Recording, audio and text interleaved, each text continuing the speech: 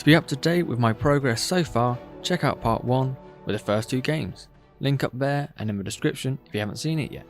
Now on to part 2. So these next 2 games both take place in the fires of Mount Table 3.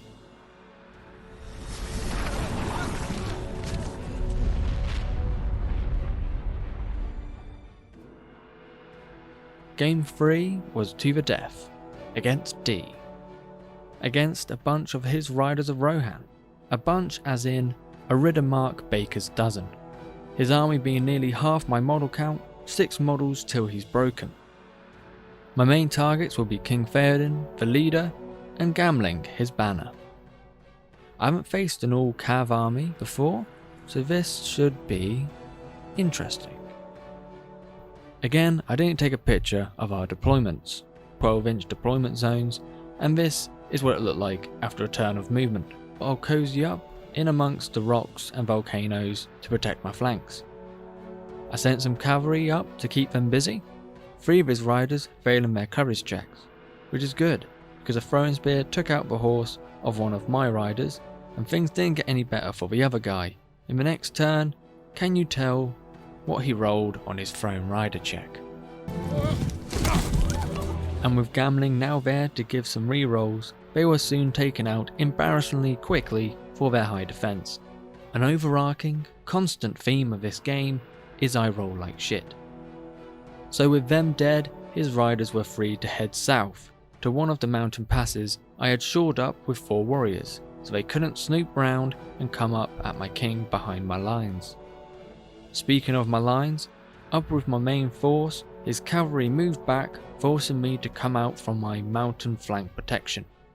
Not really knowing what I was doing, but something that looked cool, I forayed them in a defensive curve formation. Protecting the mountain passes of the east and south, and the one rider doing his best on the board edge on the wider western pass, with 2 royal guard coming round. Luckily, the remainder of his throwing spears for the rest of the game were puffing through like nothing, his dice rolls to hit keeping the movie continuity alive. My curve formation had to evolve into a sort of V thing, broken V, to deal with the riders on either side to keep my king from being charged. Eventually I had to break formation and charge my guys into the riders to ideally kill, or at the very least keep them busy long enough with surviving with their high defense, if I don't win any fights. Charging my main force into his royal guard, as I don't have to roll courage tests anyway with bodyguard and I need to stop his charge bonuses. Which meant having to use my might and the herald's will to call heroic move on any lost priorities. He had much more might to play with, so he'd always call a heroic move himself. And this is the only times my dice rolls were good. For the roll off, where the majority went to evil, which was me, as I am an oathbreaker. Trying to get into combat with most of the models to stop any charges and also cancel out the heroic moves called by his heroes really helped counter my shit rolling in combats and probably is the only reason I survived as long as I did. Things weren't going well, having to shore up the eastern pass, bringing the Ride of the Dead in. The whole shenanigans down there was also a good way of keeping Elfhelm and Eowyn busy away from the main fighting. For now. But he did send those 2 riders up to throw a spear into any of my spear supports and eventually charging into my exposed rear. But now I was finally into some king combat. With the eastern pass destroyed, that left Elfhelm and Eowyn free to charge up against my broken force. Me getting quartered was inevitable. My herald not being able to avenge my banner, failing to get rid of Gamling. And because I've been rolling so badly, I haven't killed a single model. At this point, any victory points would be ideal, but I just want at least 1 model off the board. It doesn't have to be Theoden for some points, anyone. Just 1. With some warriors to shore up a leader wound or a kill if Drained Soul goes my way. And finally, a combat where I roll good and get a 6 against Theoden, the combat that matters, But guess who re-rolled a 6 and 1 on fight value? This keeps on happening. Luckily, no leader wounds or kills this time. Unfortunately, that does go for me as well. Using up all my might and will, and all available heroic move chances gone, and with 10 minutes left, I was quartered. But in the end, I did manage to kill 2 models. I was nowhere near breaking his force, and no wounds or kills on the important targets, so this was a 9-0 loss. I've never rolled so badly, but as always, I had fun. Along with being a fun game, it also had some good sportsmanship moments, and if there was a vote for most sporting, I would give it to D. It was constantly reminding me that I had a banner and I could do some rerolls, because as I think I've already mentioned it in part 1 potentially, I keep forgetting I have a banner and I can do rerolls. He also introduced me to bad dice voodoo. Don't roll first, I need to remember that. Maybe that was why I rolled so shitly, who knows. And it went both ways. With the southern pass, he set up his line of riders, and I noticed that one guy was in charge range.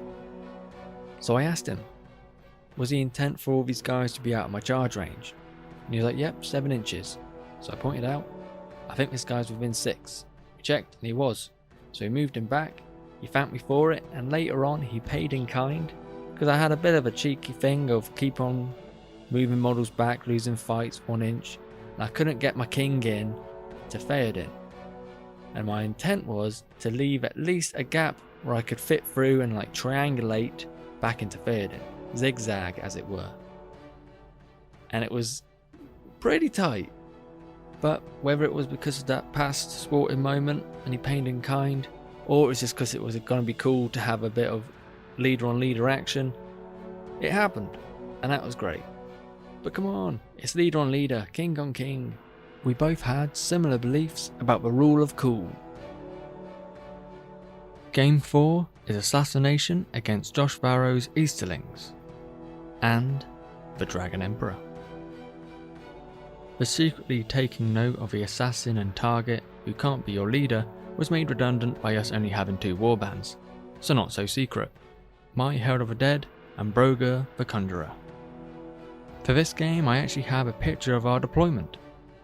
I deployed my main King's warband right on my 24-inch centre mark in mostly a single line, with some spear support around the centre with the King. Then in came his main warband opposite mine, led by the Dragon Emperor, with a shit ton of pike support. Both of our smaller warbands led by our assassins and targets and vice versa were placed on the right. I spaced my guys out to block up the whole line from letting his cav through, leaving 1 cavalry back to fill the gaps in reserve. More of him later. Josh got priority for the first turn and started charging in his models down my lines. For being an evil man, he was rolling incredibly well on his courage checks. So many 6s. I was just hoping he wasn't going to roll like that on the combats. With Broger moved, he cast Tremor, knocking my 2 warriors on my right flank prone, not rolling high enough to get my king. Luckily, after that 1 pike formation charged in, the rest of them failed their courage checks, leaving me to charge them, just in case next turn he rolls well again. And next turn he also cast Fury anyway. The only 2 models not in range were his uttermost flanks. The next few turns were chaotic battles of compact close combat, unfortunately leading to some trapped models not being able to give way. But we were both racking up some kills. For a good few turns of not being able to kill each other on the right side, my reserve rider was useless. Do I move him around with a volcano and help out the other side? But if I do that, that's when it would open up and he wouldn't be there anymore. Going in with some assassin on target and vice versa action, taking a risk for the max victory points. And it did not go well, rolling terribly on those fate rolls. Luckily with how he rolled, it was the drummer to deal the killing blow, denying him the full points. Now my goal was to get any wound that I could, and I got the next priority and sent my Rider of the Dead, who had slain his cavalry beef, opening the ways for the useless rider and time for him to show his quality. You? Oh, I see. A chance for Faramir, Captain of Gondor, to show his quality. I think not. Leaving my now 2 not prime models free to charge into my target. The next available victory points was a leader wound or a kill on the Dragon Emperor. Already I'd fed him some models on previous turns to potentially get lucky to chip away at him, but to no avail. But it did keep him stationary. There was one sure way, and that was to send in the King of the Dead for a drained soul. For some leader on leader, king on emperor combat, which was needed because my riders won that fight and were free to hunt him down. No thanks to useless rider, who rolled a 1. Leave me. But in the to wounds rolls, he finally showed his quality. You've shown your quality, sir. The very highest. And got a 6 for the kill. But how did the king combat go? With a few models to send in for some extra dice, it was still quite in his favour. Even with all those dice rolled, it was still not a guaranteed win. It was a close fight, but in the end, he did win it. With all his dice being against the king, things weren't looking good. But with 3 wounds to fate roll against, there was hope. There never was much hope. Just a fool's hope. But I did have to get at least 2 out of the 3. So I rolled 1 by 1. Shit. Shit, shit, shit, shit, shit, shit, shit, shit, shit, shit, shit, shit, yes, shit! So far, over these 2 tournaments and 7 games, dice have never come through for me when it matters with leader kills. But as the way of the beef dictates, the Magna Beefer, any other ones I can think of? The Declaration of Beef Dependence? The Declaration of Beef Dependence. Any other ones you can think of in the comments, let me know. On with the script. Where are we? Ah yes. A leader on leader must be fought. So now anything I could do to the target for some VPs was very much needed. Since we had both still been killing each other quite a bit in the combats, we were both close to breaking. So there was some hope of not getting another something to my nothing loss. I sent my nearest rider up towards my target. Couldn't charge, but hopefully next turn I'll get priority and charge in. Which did happen. With my now not useless rider, he was free to join the fight. Josh sent as many models up there as he could, even disembarking the Royal Palanquin. With 1 rider to fend off against the now Foot Emperor, 2 warriors and a cavalry model. And now 1 rider against all of that. The odds weren't great, and time was running out. Down with the Emperor, knocking them prone, but unable to get any wounds.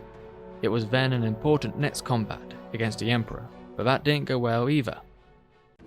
But with my 1 rider and needing a 6 to win that combat and hopefully get a wound against my target. 2 5s. With not enough time for another turn, we ended it there. I had just broken him, so that was an improvement from my last 2 games, though I was 1 model away from getting caught again. Losing 8 to my 1. Another perfect game of beefs, epic moments and laughs.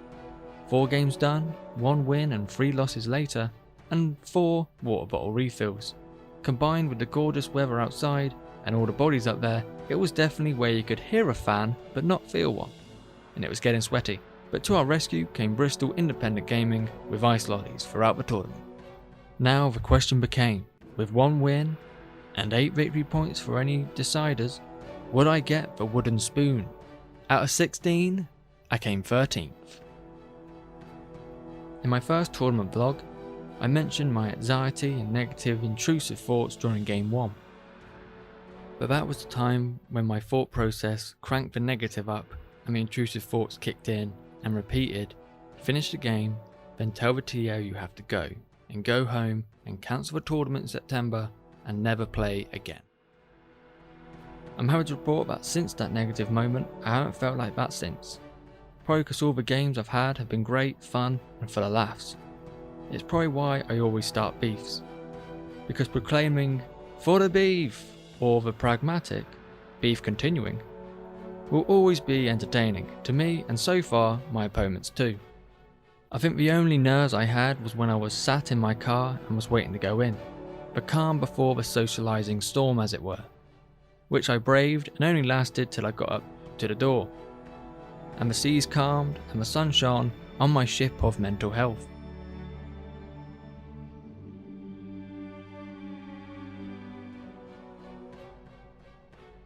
Thank you for watching another tournament vlog. Thank you to all the players that I met. Thank you for the players that I played. Great games, really fun. Thanks to the tournament organisers, and thank you again for watching. Like if you haven't already. Comment down below and let me know what you think. And of course, and as always, subscribe. And if you like what I'm doing here, if you like the channel, share it with any fellow hobbits or those who dwell in Middle Earth. See you on the next one. It's quite cool.